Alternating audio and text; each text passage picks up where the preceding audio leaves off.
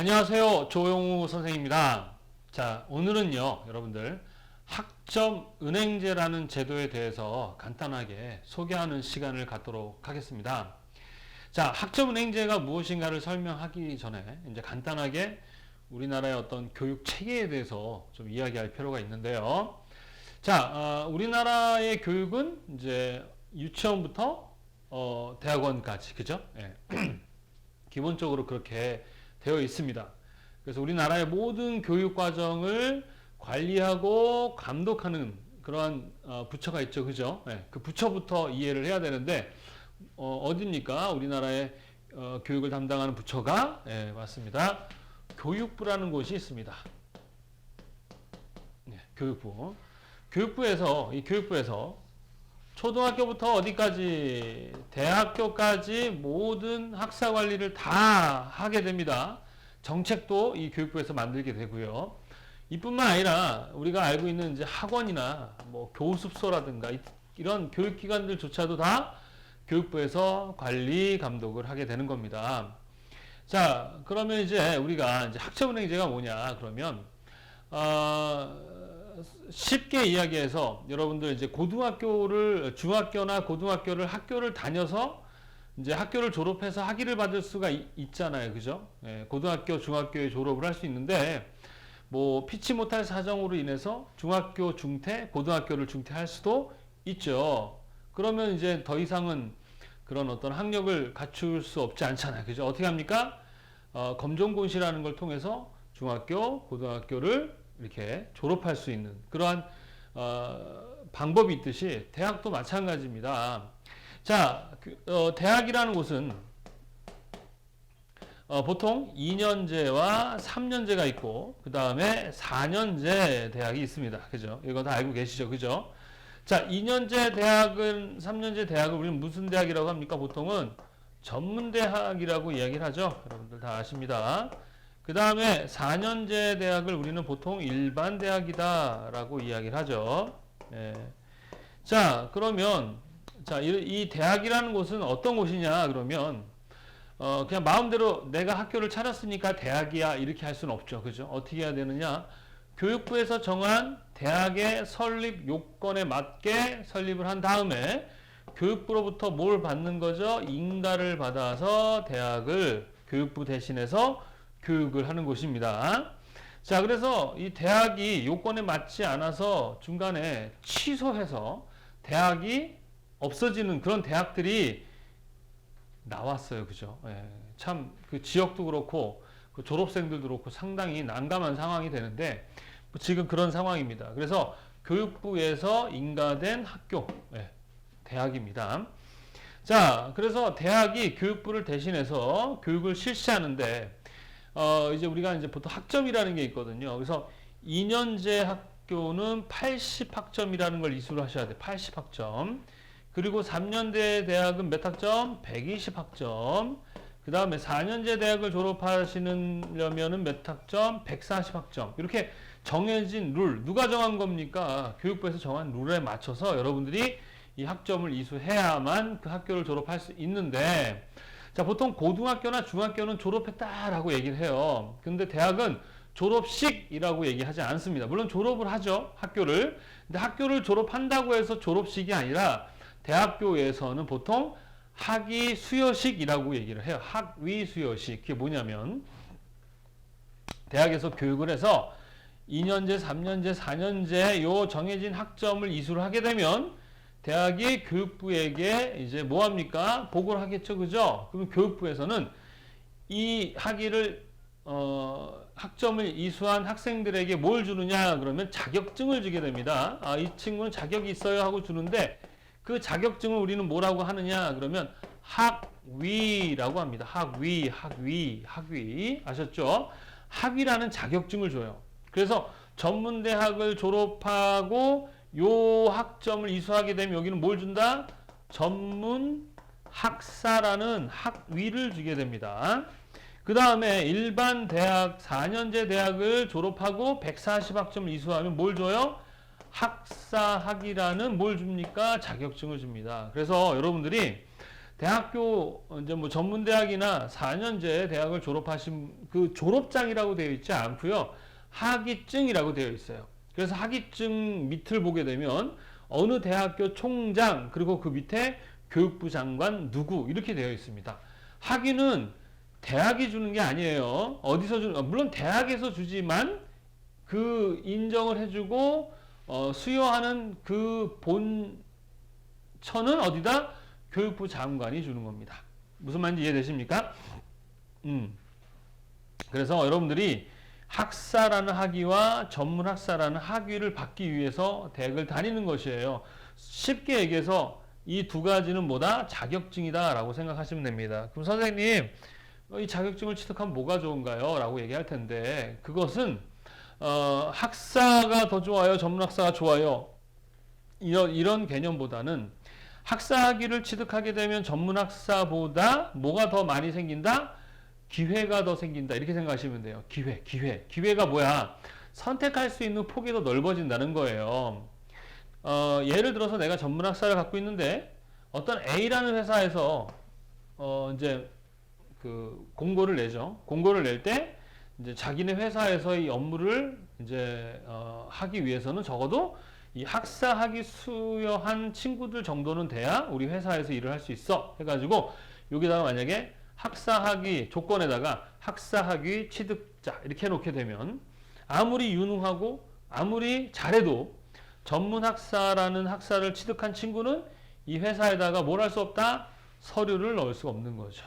반대로 학사학위, 자 이제 학사학위 학위라는 거를 따는 이 학사학위를 우리는 뭐라고 하냐면 보통 학력이라고 그래요. 학력. 그래서 학력이 높네요. 그러면 뭐 대학교를 나왔네요. 대학원을 나왔네요. 이런 것입니다. 근데 학력과 좀 비슷한 게 뭐가 있습니까? 그러면 학벌이라는 게 있어요. 학벌. 자, 학력과 학벌의 차이는 뭐냐? 요거는 국가에서 인정해주는 학력, 학사학위 받았느냐, 전문학사 받았느냐, 고등학교를 졸업했느냐, 중학교를 졸업했느냐, 이게 학력이고요. 학벌은 보통 우리가 뭐라고 얘기하냐? 서울대 나왔느냐, 연대 나왔느냐, 고려대 나왔느냐, 뭐 어느 대학 나왔느냐, 이게 학벌이에요. 그래서 이 학벌이라는 것은 브랜드라고 보시면 돼요. 우리가 보통 명품 가방을 선호하듯이 이 대학도 이렇게 좋은 대학, 이거는 이제 사실은 그래요. 이런 대학들이 좋아요. 좋습니다. 근데 그 대학이 처음부터 되게 뭐 이렇게 학벌을 만드는 게 아니죠. 그죠? 뭐 서울대학교 같은 경우 우리나라의 이제 최초의 대학이다 보니까 그리고 국립대학이고 또 옛날에 처음으로 생긴 대학이다 보니까 거기 출신들의 그렇잖아요. 저희 아버님 시대만 해도 중학교 정도밖에 이제 못 나오셔도 이제 이렇게 공직에서 일을 하시거나 이럴 수 있었어요. 저희 아버님도 마찬가지고 그 당시에 대학을 나온다는 건 엄청 대단한 거잖아요. 그죠? 그래서 그 당시 대학 나오신 분들은 인력이 그렇게 많지 않았기 때문에 좋은 곳에 많이 배치가 되게 되고 또 나름 성공을 하는 삶을 사는 모습들을 많이 보았겠죠. 그렇잖아요. 그죠? 과거에 저희 아버님 시대 때 그러면 사람들 인식 속에는 아, 서울대 출신들이 성공하는구나. 아, 어느 대 출신들이 성공하는구나. 이러면서 그 대학에 대한 인식이 어떻게 되겠습니까? 되게 좋아지겠죠. 네, 그게 바로 뭘 만든다?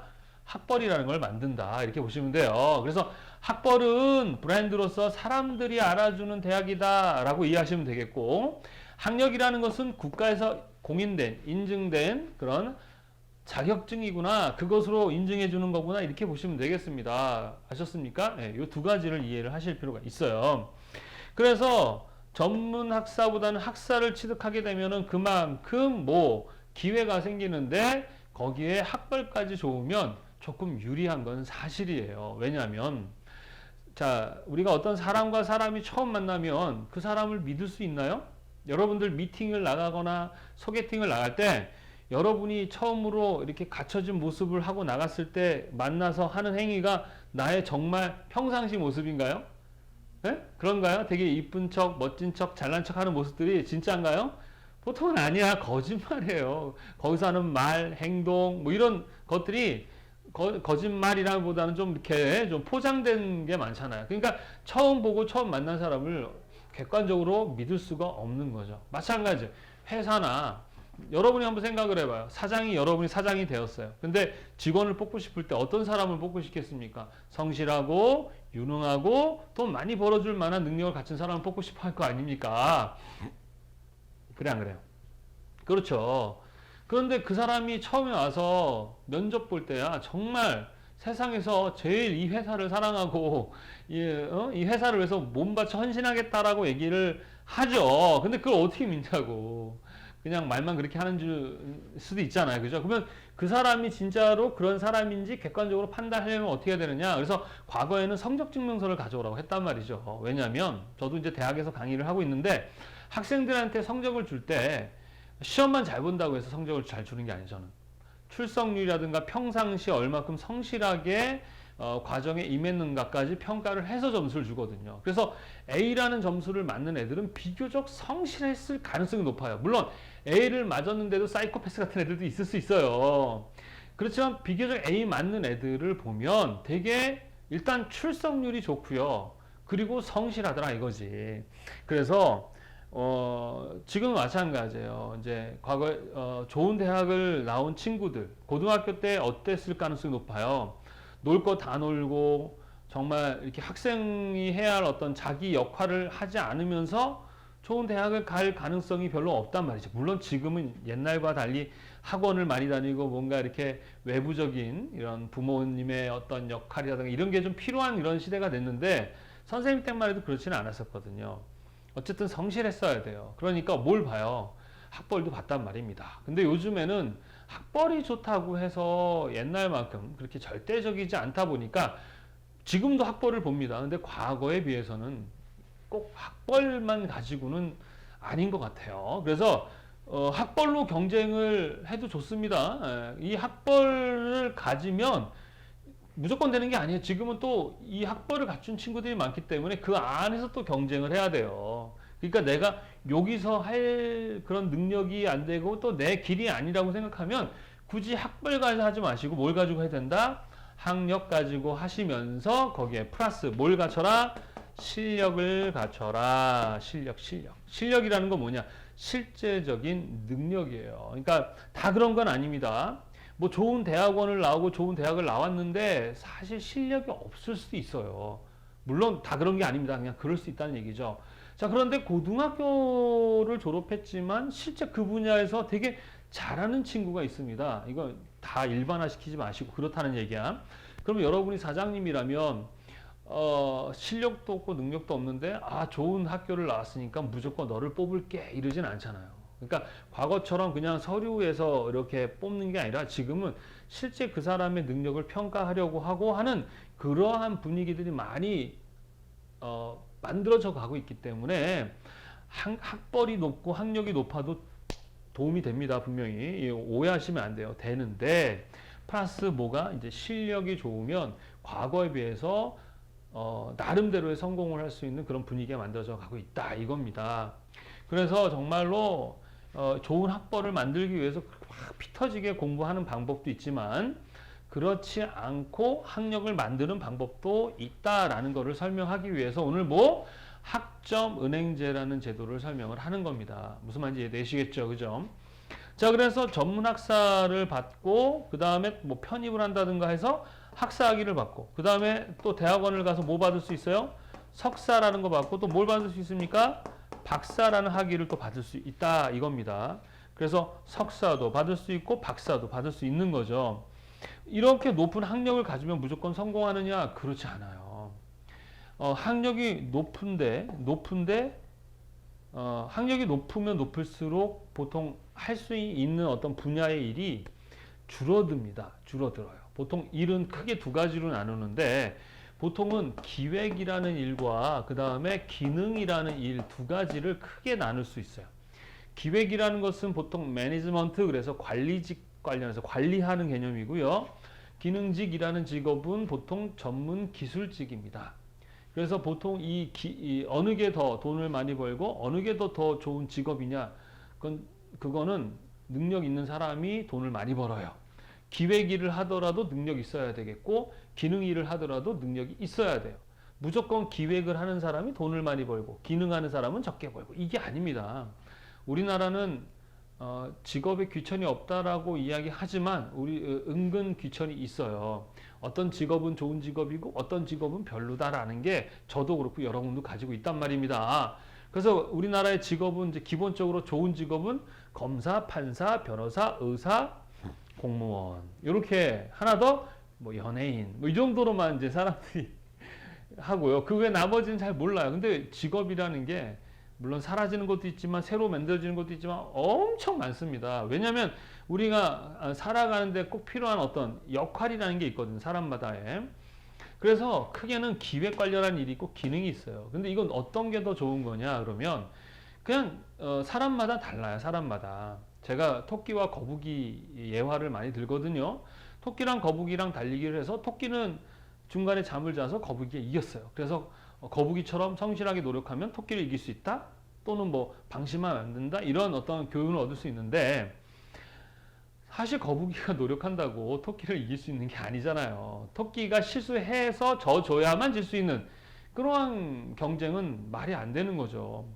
토끼가 와서 야 그럼 나랑 한번 더 달리기 더 해. 그러면 거북이가 그러겠죠. 아니야 이번엔 나랑 수영 시합해. 이러면 토끼가 노력한다고 거북이를 이길 수 있나요? 없습니다. 경쟁은 필요해요.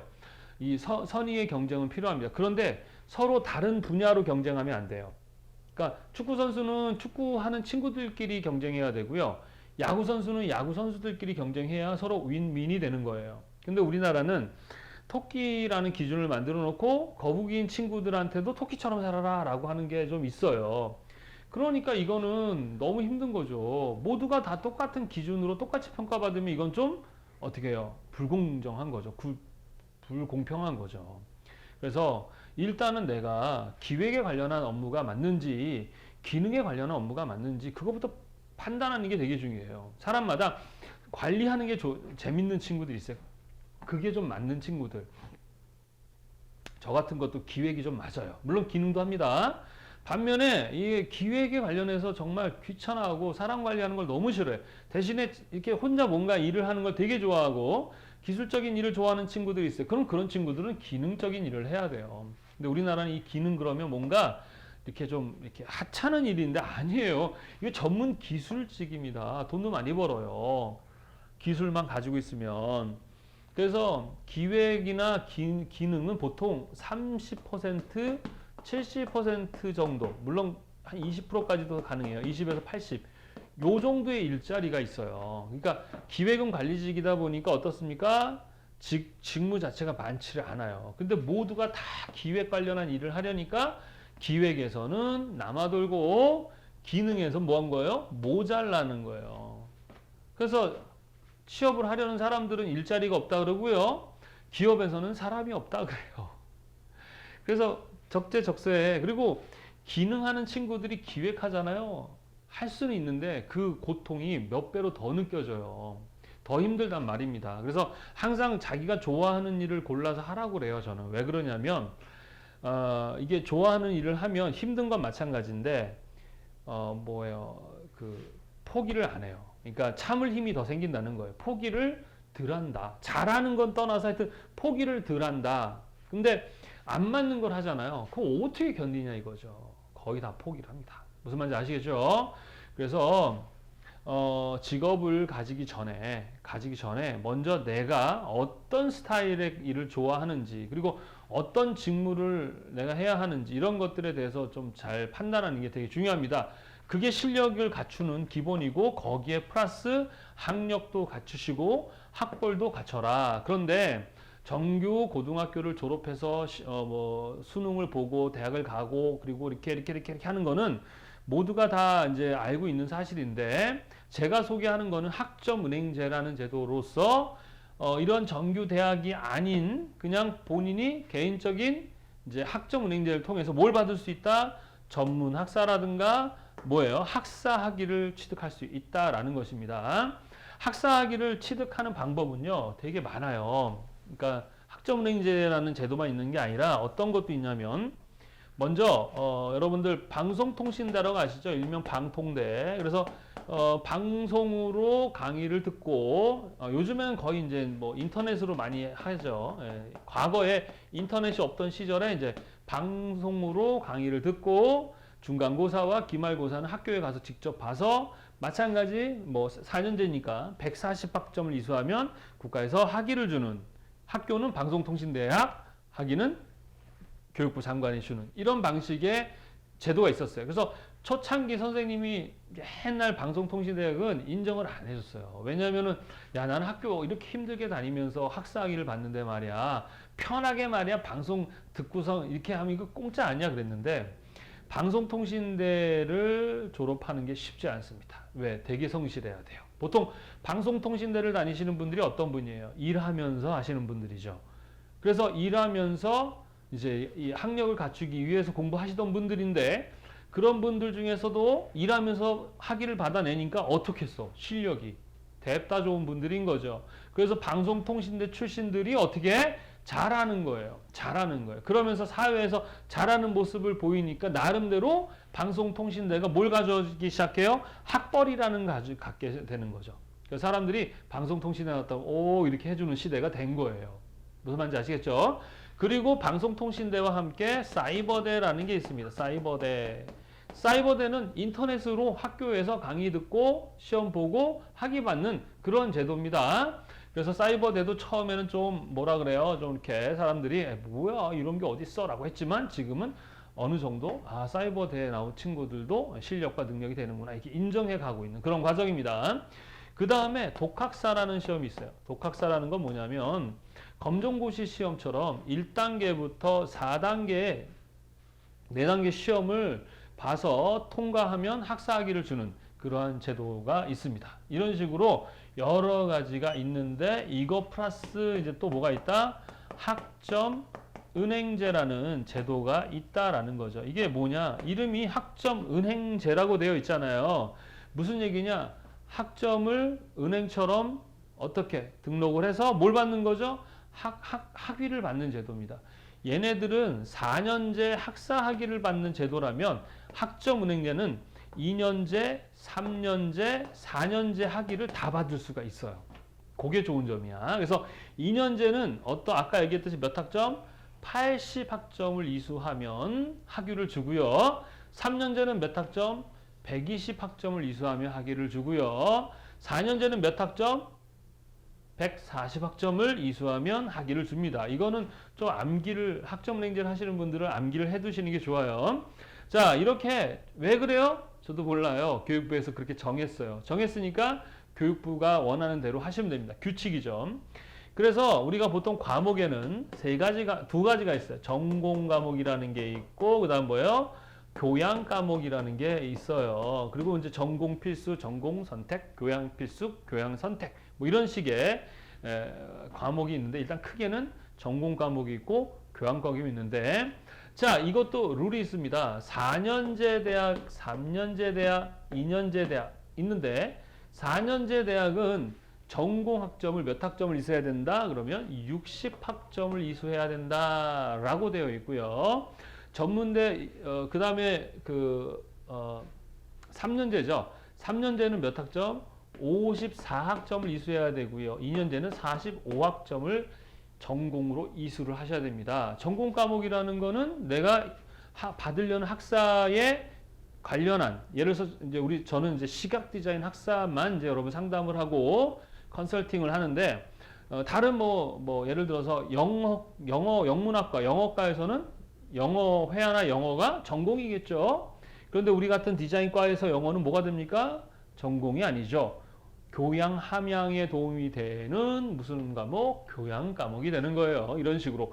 그럼 과목은 어디서 정해져 있느냐? 그러면 이제 학점은행제를 관리 감독하는 그 학교가 어디냐? 우리는 평생교육진흥원이라는 곳이 있습니다. 그래서 사이트가 있는데 평생교육진흥원이라는 사이트에 가셔서 거기다가 등록하고 뭐 거기서 신청하고 거기가 학교가 되는 거예요. 그 사이트가.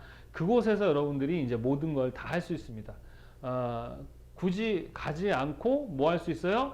온라인으로 신청하고 그 다음에 서류는 뭐 우편으로 보낼 수 있고 물론 직접 방문해도 되겠지만 너무 편합니다. 학점은행제라는 제도가. 그래서 4년제는 몇 학점? 60학점을 이수를 해야 됩니다. 이수. 그 다음에 3년제는 54학점, 2년제는 45학점. 규칙이에요. 근데 여기는 전공 필수와 전공 선택 과목이 정해져 있는데 그것도 다 정해져 있습니다. 그래서 요 60학점에는 시각 디자인 같은 경우는 전공 필수가 18학점이라 그래서 18학점을 전공 필수로 이수해야 되고 나머지 42학점은 전공 선택으로 이수를 하셔야 되는 거예요. 이런 식으로 규칙이 있지만 하여튼 이렇게 돼 있습니다. 그 다음에 교양은요, 얘는요 30학점을 이수를 해야 됩니다. 30학점 이수해야 되고 얘는 21학점, 얘는 51학점 이렇게 이수를 해야 돼요. 요렇게. 예. 자, 그러면은 60, 30을 하고 나면은 140학점이니까 나중에 나머지가 몇 학점입니까? 50학점이 남죠. 50학점. 이거는요. 전공이나 교양이나 아무거나 들어서 채우셔도 상관이 없습니다. 그래서 이걸 우리는 뭐라고 얘기하냐면 일반 과목이라고 얘기를 해요. 일반적으로 그냥 일반이라는 과목이 있기도 한데 보통은 전공에서 듣고 남는 학점, 교양에서 듣고 남는 학점, 이걸 우리는 일반이라고 얘기합니다. 그래서 전공을 60학점만 듣는 게 아니라 80학점 들을 수 있잖아요. 그죠? 그럼 60학점만 전공으로 쓰고 나머지 20학점은 어디로? 일반 학점으로 빼면 되는 거예요. 교양도 마찬가지예요. 그렇게 해서 140, 120, 그 다음에 80을 정해진 전공, 교양, 일반에 맞춰야 돼요. 예를 들어서 전공만 140학점을 들으면 학위는 나와 안 나와?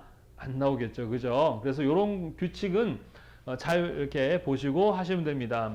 그래서 이거를 이제 먼저 보통 이 학점은행제를 하시는 분들은 전문대학을 졸업하고서 학점은행제 하시는 분도 있고 일반 대학을 중간에 중퇴하고 하시는 분도 있고 그냥 고등학교 졸업하자마자 학점은행제를 하시는 분도 있고 다 가능합니다. 근데 일단은 전문대나 일반 대학을 중퇴하신 분들은 가지고 있는 학점을 가지고 요 학점을 몇 학점까지 인정되고 나머지 몇 학점을 어떻게 이수를 해야 하는지에 대한 설계를 해야 되는데 보통 그거를 학점 설계라고 그래요. 그래서 여러분들이 선생님한테 상담을 받고 이렇게 하고 싶으면 어떻게 하시면 되냐면 선생님 그 메일 주소가 있습니다. W3040 한 메일 거기다가 여러분의 성적증명서 있죠? 성적증명서.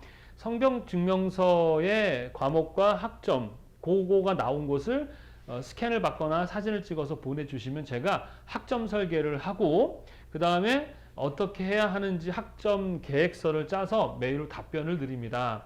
그러면 저와 함께 준비하시면 돼요. 근데 여기서 저는요 시각 디자인 학사만 상담을 해줍니다. 뭐 경영학사라든가 뭐 사회복지사라든가 이런 거는 안 합니다. 오직 디자인, 시각 디자인 학사만 저는 상담을 해드리고 하니까 그거 염두해서 선생님한테 메일로 성적증명서를 보내주시면 어떻게 상담을 해주겠다 이렇게 보시면 되겠습니다. 여기까지 이해되십니까? 이해되시죠? 자, 하여튼 이런 룰에 따라서 여러분들이 어떻게 이제 여러분들이 학위 신청해서 받는데 자, 다시 한번 정리를 해볼게요. 교육부에서 초등학교부터 대학까지 모든 학사 관리를 하는데 대학이 2년제, 3년제, 4년제 대학이 교육부로부터 인가를 받아서 교육부에서 정한 과목을 교육을 합니다. 그래서 2년제는 80학점, 3년제는 120학점, 4년제는 140학점을 이수를 하면 교육부에 얘기를 해서 자격증을 받아요. 그걸 뭐라고 한다고요? 학위. 그래서 전문대학을 졸업하신 사람들에게는 전문학사라는 학위를 주고 4년제 대학을 졸업하신 분들에게는 학사라는 학위를 주게 됩니다. 그래서 이렇게 학력 그 다음에 학사 학위를 받은 분들은 어떻게 할 수 있다? 석사를 받을 수 있고 석사를 받은 사람들은 박사. 이 두 가지는 어디서 이루어진다? 대학원에서 이루어진다. 이 대학원은 약간 시스템이 다른데요. 대학으로부터 이거는 받아요. 그러나 이 대학은 교육부에서 인가되는 거기 때문에 결국 대학원도 크게는 교육부의 이제 인허가에 의해서 이루어진다 보시면 되겠어요. 좀 약간 시스템은 다른데 여하튼 간에 이렇게 되어 있습니다. 그래서 이렇게 학교를 따지지 않고 이렇게 높은 자격증을 갖게 되는 걸 우리는 학력이라고 하고 어떤 학교를 나왔냐에 따라서 뭐가 만들어진다고 학벌이라는 게 만들어지게 되는 것입니다. 그래서 보통 학력을 갖추기 위해서 우리나라는 과거에는 뭐 고등학교 졸업이 기본이었는데 전 국민이 거의 뭐 70% 이상이 대학을 가기 때문에 보통이 다 학사나 전문학사를 다 갖고 있어요. 우리나라 사람들이. 그러다 보니까 일반적으로 이제 전문대학 이상은 나와야 되는 그런 분위기가 만들어져 있어요. 그래서 그렇게 4년제 학사 학위를 대학을 가서 받으려면 직장 생활하면서 또 이렇게 하기는 어렵잖아요. 그래서 평생 교육, 그러니까 계속해서 교육하고 학위를 받을 수 있도록 만들어 놓은 게 방송통신대학, 사이버대학, 독학사 이런 것들이 있다 이겁니다. 그리고 학점은행제라는 제도예요. 근데 이 학점은행제라는 제도를 이용하는 것들이 어떤 게 있냐면 대학에 가면 평생교육원이라는 게 있어요. 그 다음에 전문학교라는 것들이 있습니다. 평생교육원과 전문학교들은 대학은 아니에요. 그냥 학점은행제를 이용한 학교들입니다. 그래서 굳이 평생교육원이나 전문학교를 가야 되느냐? 뭐 좋은 학교이고 가서 배울 게 많으면 가서 직접 배우셔도 돼요. 근데 문제는 시간이 좀 많이 걸리고 비용도 많이 들어요. 그런데 학점은행제라는 제도는 굳이 그런 어떤 기관을 통하지 않고 혼자서 개인이 해서 학위를 받을 수가 있는 되게 쉬운 과정입니다. 근데 이제 과정에 대한 이해가 없고 방법을 모르니까 결국 그런 기관을 통해서 하는데 선생님은 도와드려요. 이제 제가 이걸 통해서 어떤 수익을 내는 게 아니라 여러분들이 어떻게 학위를 받고 어떻게 하는지를 관리 감독을 해준다 이겁니다. 그래서 본인이 이 내용을 이해하고 본인이 직접 하게 되면 비용도 줄일 수 있고 기간도 단축시킬 수가 있다라는 것이에요. 아셨죠? 그래서 학점은행제를 이용하시라는 것이고요. 학점은행제에 관련해서 상담받고 싶으면 저에게 성적증명서를 일단 보내서 학점 설계를 받고 일정에 대해서 잡아주면 그 시키는 대로 준비하시면 되겠다. 그리고 학점은행제 관련한 건 어디서 관리감독을 하고 하느냐 그러면 국가평생교육진흥원이라는 곳, 그게 이제 우리 학교가 되는 거예요. 방송통신대학이 사이버대학이 학교가 되듯이 학점은행제를 하는 학교는 어디다? 국가평생교육진흥원이에요. 그래서 나중에 학위를 받게 되면 국가평생교육원장 누구 되어 있고 그 밑에 뭐라고 되어 있어요? 교육부 장관 누구 이렇게 나가는 거예요. 그럼 사람들이 나중에 선생님 어디 학교 나왔어요? 라고 물어보면 뭐라고 얘기해요? 그러는데 대학이라는 곳은 사실은 어느 대학 나왔어요? 라고 물어보는 거는 사실 좀 맞지 않아요. 대학은 어느 대학 나왔어요? 라고 물어보는 건 우리나라만 그러는 거고요. 보통은 뭘 전공하셨어요? 라고 물어보는 게 맞아요. 근데 이제 우리나라는 대학이 중요하잖아요. 그죠? 특히 자기가 더 좋은 대학 나왔으면 물어보고 또 물어봐 주길 바래서 하는데 뭐 그게 틀린 건 아니지만 보통은 대학은 뭘 전공했어요? 라고 얘기를 합니다. 그래서 우리가 이제 학점은행제를 통해서 학위를 받으면 사람들이 어느 대학 나왔어요? 그러면 저는 국가평생교육진흥원 또는 학점은행제를 통해서 시각디자인을 전공했어요. 이렇게 얘기하면 돼요. 근데 그 사람들이 잘 모를 경우는 어떻게 하면 되는 겁니까?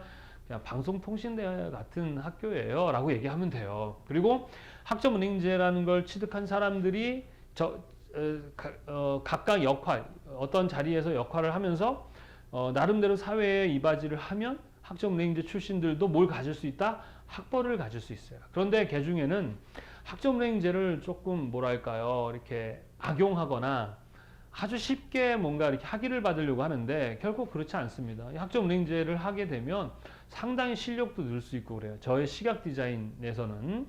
자, 그래서 학사 학위를 받아서 학점은행제를 주로 하는 사람들은 누구냐 그러면 보통 편입을 목적으로 하거나 편입 또는 대학원을 가기 위한 목적으로 학위를 받는 경우가 상당히 많아요. 편입을 하려는 친구들은 보통 전문대학을 졸업한 친구들이고요. 대학원을 가시려는 분들은 이제 그 직장인들이 많습니다. 그래서 4년제 학사 학위를 받으면 대학원을 갈 수 있어요. 그러면 선생님 그냥 학벌도 없는데 대학원도 갈 수 있나? 제가요, 대학원은 서울대, 연대, 고대 빼고는 다 보냈습니다. 우리 제자들. 다 갔어요. 모든 대학원에 다 갔어요. 이화여대도 갔고, 뭐 다 갔습니다. 예. 그러면 어떤 친구들은 그래요. 선생님, 4년제 학부가 없는 애들이 대학원 가면 인정 안 해준대요. 누가 그러니? 라고 그러면, 뭐, 그렇다던데? 그래요. 정확하게 누구한테 들어본 것도 아니고, 어디서 주워 들었고, 또 그런 사람들의 어떤 전문가를 만나서 한 게 아니라, 자기가 그럴 것 같으니까 그렇다라고 얘기를 하는 친구들이 되게 많은데, 안 그래요. 선생님 제자들 중에는 4년제 그냥 어떻게 대학을 안 나오고 뭐래요? 학점은행제를 한 다음 대학원을 나와서 자기 역할을 충분히 잘하고 있는 사람들도 있고 교수가 된 사람도 있고요. 뭐 다 자기 역할을 하고 있습니다. 그리고 4년제 대학은 내가 만약에 뭐 학점은행제지만 예를 들어 대학원을 이화여대에 뭐 색채과를 나왔다. 그러면 뭐라 그러면 돼? 저 이대 나온 여자예요. 이러면 되는 거예요. 그래요? 이대 대학원 나왔고 또 4년제 어디? 고등학교는 어디? 이러지 않는다는 거죠. 그리고 학벌이 좋다고 해서 물론 학벌이 좋은 친구들이 가능성에서는 똑똑해요. 실제 똑똑합니다.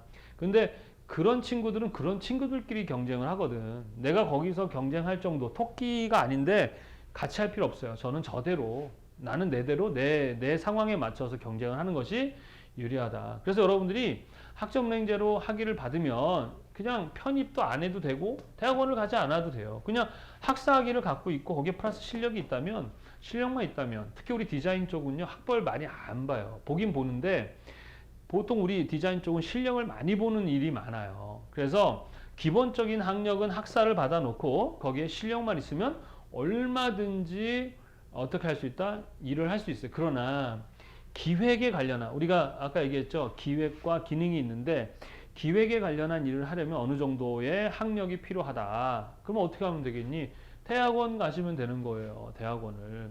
그럼에도 불구하고 내가 학벌에 대한 뭔가 좀 컴플렉스가 있다. 그럼 편입하시면 돼요. 편입도 두 가지가 있습니다.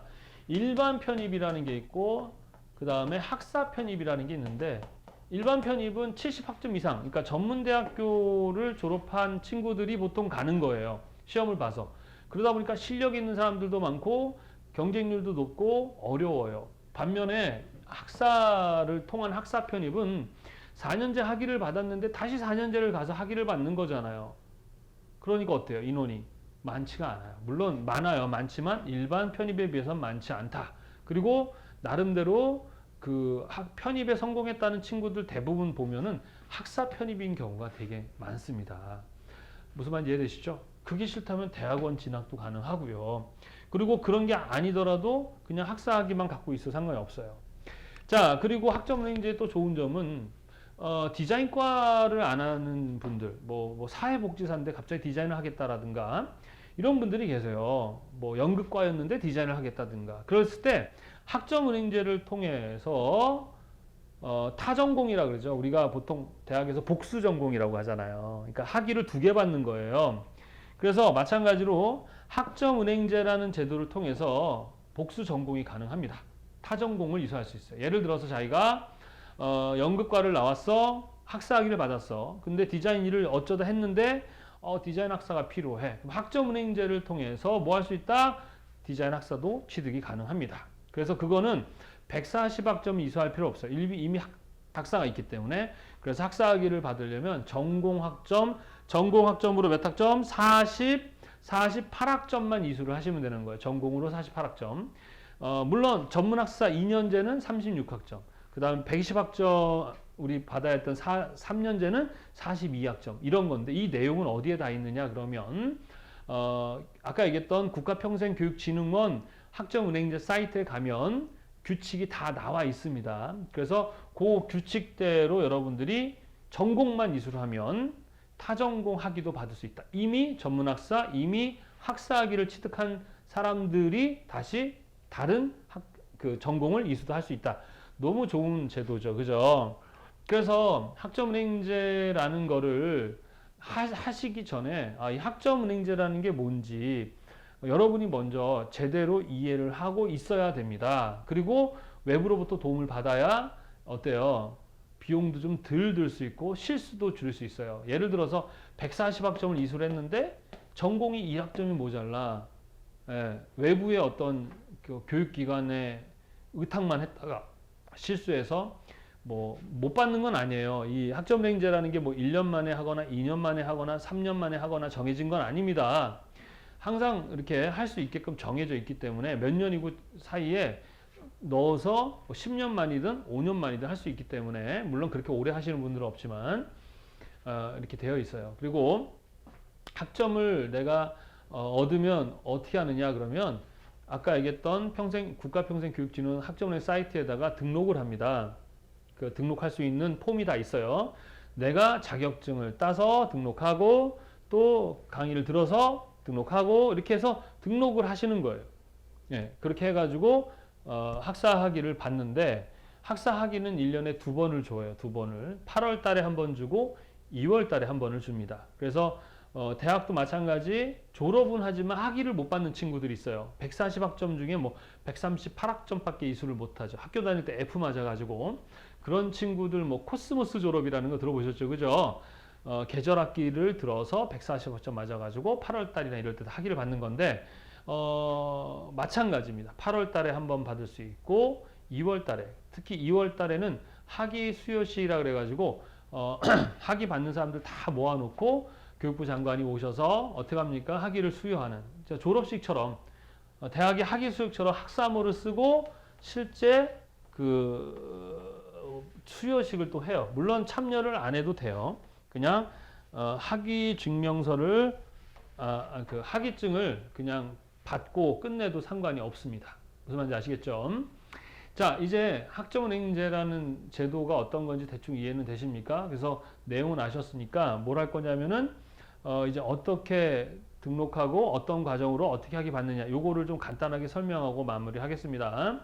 학점은행제라는 제도는요 1월, 4월, 7월, 10월 이렇게 우리 보통 그 1사분기, 2사분기, 3사분기 하잖아요. 그 분기별로 이렇게 1월, 4월, 7월, 10월에 뭘 할 수 있느냐? 학점 신청을 할 수 있어요. 그러니까 여기 학점을 넣을 수 있단 말입니다. 학점을 언제든지 넣을 수 있는 게 아니고요. 1년에 4번. 1월, 4월, 7월, 10월. 그리고 학점은 모아놨다가 한 번에 넣으셔도 되고요. 조금씩 있을 때마다 넣으셔도 상관이 없어요. 무슨 말인지 아시겠죠? 그리고 한번 취득한 학점이 없어지거나 하지 않습니다. 계속 유지가 된다라는 거죠. 그리고 학점은행제를 하기 위해서는 이제 뭐 입학해야 되잖아요. 학교에 똑같아요. 그 입학하는 학생을 우리는 학습자라 그래요. 학습자. 그래서 학습자 등록은 1회 처음에만 합니다. 한번 하고 그 다음 이제 학점을 넣는 거죠. 그러면 얘네들은 뭐 하느냐? 학점은행제 국가평생교육진흥원이라는 사이트에다가 학습자 등록을 하고 그 다음에 있는 학점을 넣고 취득한 학점들을 넣을 수 있어요. 자, 그러면 학점은 어떻게 이제 우리가 취득을 하느냐 그러면 보통 학점을 취득하는 방법은 온라인에서 취득하는 방법, 오프라인에서 취득하는 방법 두 가지가 있거든요. 근데 제가 설계할 땐 대부분 온라인으로만 진행을 합니다. 그래서 아까 얘기했던 뭐 사이버 대학이라든가 평생교육원이라든가 이런 곳이 국가로부터 교육부로부터 인정된 시간제라고 그래요. 시간제는 뭐냐? 그 학교에 입학하는 게 아니라 그 학교의 과목만 선택을 해서 내가 교양이면 교양, 전공이면 전공인 과목만 선택해서 학교에 입학하는 게 아니라 그 과목만 온라인으로 듣거나 또는 학교에 직접 가서 배우는 거예요. 근데 학교에 직접 가서 배우게 되면 비용도 비싸고 시간도 많이 걸리고 그렇습니다. 그래서 우리 시각 디자인 쪽이 좋은 게 뭐냐면 모든 게 다 온라인으로 가능해요. 특히 전공 필수라는 과목은 온라인으로 많지 않기 때문에 오프라인으로 대부분 배워야 되는데 이 전공 필수는 뭐로? 자격증으로 이수가 가능합니다. 그래서 학점은행제의 좋은 점은 자격증이 뭐로 바뀔 수가 있다? 학점은행제로 바뀔 수 있다. 이게 되게 좋은 점이에요. 그래서 저희 시각디자인에서는 시각디자인 산업기사, 시각디자인 기사. 그래서 산업기사는 16학점, 기사는 20학점으로 인정이 됩니다. 그리고 컬러리스트 산업기사, 컬러리스트 기사. 멀티미디어 컨텐츠 전문가 18학점, 게임 그래픽 전문가 20학점, 그 다음에 GTQ 포토샵 5학점, 뭐 이런 것들이 학점으로 전환이 돼요. 그래서 자격증을 최대 3개까지 사용이 가능합니다. 무슨 말인지 아시겠어요? 그래서 여기서 전공 2개, 일반 관련한 일반 자격증 하나 이렇게 해서 총 3개까지 물론 다 전공으로 해도 되지만 그러니까 2개는 전공, 하나는 아무거나 인정되는 자격증을 넣을 수가 있는 거예요. 그러니까 학점은행제가 비용이나 시간에서 아주 도움이 되죠. 자, 이 시간제는요, 1년에 42학점만 들을 수가 있습니다. 그 이상 들으면 인정이 안 돼요. 그래서 한 학기에는 24학점, 그러면 다음 학기에는 18학점 이렇게 들어야 되죠. 1학기 때 18학점 들었으면 다음에 24학점 이래가지고 최대 42학점. 그러면은 140학점이려면 4년 걸리는데 이것 뺀 나머지를 뭐로? 시간제로 이수를 할 수, 자격증으로 이수를 할 수 있다라는 겁니다. 그리고 앞에서 얘기했던 독학사라는 그런 시험이 있었죠. 이 독학사의 뭐 1단계 같은 경우는 교양이거든요. 거기서 한 과목을 이수를 하면 60점 이상 맞으면 4학점으로 인정이 돼요. 이런 식으로 해서 학점을 모읍니다. 그래서 전공, 교양, 일반 과목을 140, 120, 80학점을 이수해서 학점은행제를 관리하는 국가평생교육진흥 학점은행 사이트에다가 등록을 하고 서류를 보내고 또 한 학점당 1,000원씩 또 결제를 해야 됩니다. 그래서 총 140학점을 이수하면 13만 원이겠죠. 그래서 그거를 입금하고 하게 되면 인정이 돼서 쌓이게 되는 거예요. 그래서 교육부에서 정한 룰에 맞춰서 이수를 하게 되면 학위를 받는 그런 제도가 학점은행제다 이렇게 보시면 되겠습니다. 좀 어려운가요? 예, 근데 학점은행제를 하기 위해서는 요 내용이 머릿속에서 그려져야 됩니다. 다시 한번 정리하고 마무리하겠습니다. 자, 우리가 모든 교육에 관련한 것은 교육부에서 관리 감독을 합니다. 그래서 대학이라는 곳을 졸업하는 방법은 대학을 직접 가는 방법도 있지만 방송통신대, 사이버대, 독학사라는 것도 있고 플러스 거기에 학점은행제라는 제도도 있다라는 것이죠. 학점은행제라는 제도는 학점을 내가 직접 교육부에다 등록을 하는 거예요. 그런데 그걸 관리 감독하는 곳이 국가평생교육원 학점은행제라는 곳입니다. 거기가 학교가 되는 것이고요.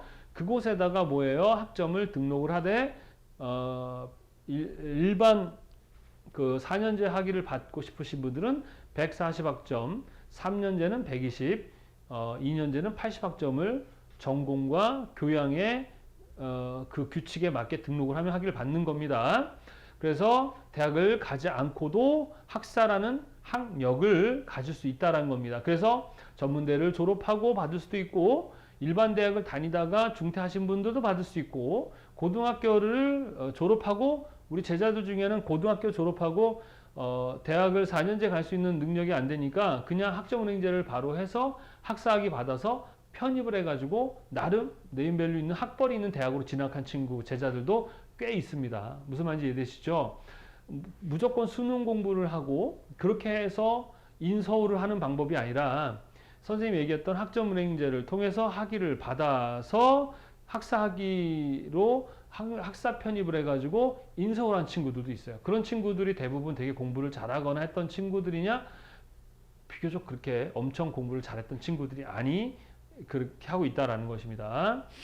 무슨 말인지 이해되시죠? 그리고 학점은행제라는 것은 학점은행제 사이트에서 학습자 등록으로 먼저 등록을 하고 그 다음에 시간제라 그래서 온오프의 상에서 국가에서 인정된 학교를 입학하는 게 아니라 과목들을 이수하되 비교적 온라인으로 이수하면 좋고 그리고 자격증을 이수할 수 있고 독학사라는 걸 통해서 점수를 모아서 정해진 점수가 모아지면 학위를 받되 1년에 2번 받을 수 있습니다. 8월 달에 한번 받을 수 있고 2월 달에 받을 수 있다라는 거죠. 그래서 그 전에 학점을 다 모아두면 학위를 받는 그런 제도입니다. 학점은행제라는 거 그 이상한 거 아니에요? 아닙니다. 교육부에서 인가하고 추진하는 정규 학사 학위를 취득하는 제도고요. 아직까지 예전보다는 많이 지금 알려져 있어요. 사람들이. 그래서 방송통신대처럼 학점은행제 출신들도 나름대로의 이제 학벌을 만들어 가고 있다. 그리고 그 출신들이 뭐 대학원을 간다든가 편입을 한다든가 하면서 상당히 좋은 그러한 제도로 자리매김해 가고 있다라는 걸 인식하시면 되겠습니다. 그리고 이 학점은행제라는 제도의 좋은 점은 자격증 시험이 있거든요. 디자인 관련한 자격증 시험을 볼 때 디자인 관련 학과를 나와야 되죠. 2년제 이상 나오거나 관련 경력이 있어야 되는데 그런 게 없는 분들은 디자인 자격증을 취득할 수 없어요. 특히 산업기사는. 근데 학점은행제라는 제도에 등록을 하면 특히 전문대학을 타과를 나왔던 분들이 등록을 하면 바로 디자인과 학생이 되면서 시험을 볼 수 있는 그런 혜택들도 주어지게 됩니다. 그럼 그만큼 학점은행제라는 제도는 상당히 유용한 제도라는 것. 예, 그래서 많은 분들이 알았으면 좋겠고, 특히 디자인 쪽에 관심 있는 분들은 디자인 학사를 취득하는 어떤 방법으로서 이용해 보시면 어떨까. 그리고 하고 싶은데 방법을 모르고 그렇다. 그러면 어떻게 하라? 저에게 연락을 주시면 제가 여러분들이 학위를 받을 때까지 관리도 해주고 감독도 해주고 여러분이 질문하면 거기에 대한 대답도 해주면서 같이 이렇게 준비를 합니다. 그래서 오픈 채방도 있고 또 사이트가 있습니다. 선생님 그 다음 카페에 디자인 고시 카페에 오셔서 등록을 하시고 이렇게 같이 준비할 수 있는 방법도 있고 그 다음에 학점은행제 이제 처음 시작할 때는 이제 고등학교 졸업하셨던 분들은 그냥 고등학교 졸업했습니다 하고 문자 저 메일 주시면 되겠고 2년제 이상 뭐 4년제 중퇴하신 분들은 자기가 얻었던 학점 성적 증명서를 메일로 보내주시면 선생님이 이렇게 어떻게 해요? 상담도 해주고 어떻게 해야 되는지 일정도 잡아주니까 굳이 비싸게 돈을 들여서 학교를 가거나 어떤 교육기관에서 안 하셔도 된다. 어렵지 않습니다. 네, 되게 쉬워요. 근데 여러분은 잘 몰라서 어렵게 느낄 텐데 그래 저와 함께 준비를 하시면 또 특히 저는 시각 디자인 학사만 합니다. 아셨죠? 자, 오늘 이렇게 해서 학점은행제에 대해서 다시 한번 설명을 했습니다. 이해가 잘 안 되시면 좀 반복해서 들어보시고요. 그래도 이해가 잘 안 되면 선생님 카페에 있죠. 카페에 이렇게 궁금한 점을 올려주시면 제가 거기에 대해서 상세하게 답변을 드리도록 하겠습니다. 자, 여러분들 학력도 중요하고 학벌도 중요하지만 실력 있는 디자이너들이 되어 주셨으면 하고요. 모두 뜻하시는 일들 잘 이루시기 바랍니다. 그리고 좋은 디자이너들이 되어 주세요. 자, 재미없는 강의 듣느라 너무 수고하셨고요.